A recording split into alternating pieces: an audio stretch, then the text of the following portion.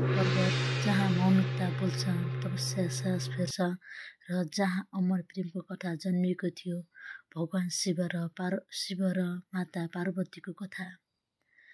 सती देवीको वियोगपछि भगवान शिव संसारदेखि टाढा भए। न प्रेम न मोह, केवल ध्यान, केवल वैराग्य। त्यही समय हिमवान र राजाको घरमा पार्वतीको जन्म भयो। सतीको पुनर्जन्म शिवपतिको अमर प्रेम लिएर। पार्वतीले कठोर तपस्या गरिन्, हिमपात वर्षा घाम, तर उनको प्रेम अडिग रह्यो। यो सौन्दर्यको होइन, समर्पणको प्रेम थियो।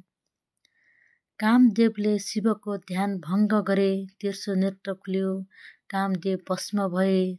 तर पार्वतीको विश्वास झन् बलियो बन्यो। अनन्त शिवले पार्वतीको तपस्या स्वीकार गरे। उनी केवल पत्नी होइनन्, शक्ति हुन्। शिव र शक्ति मिलेर सृष्टि पूर्ण भयो।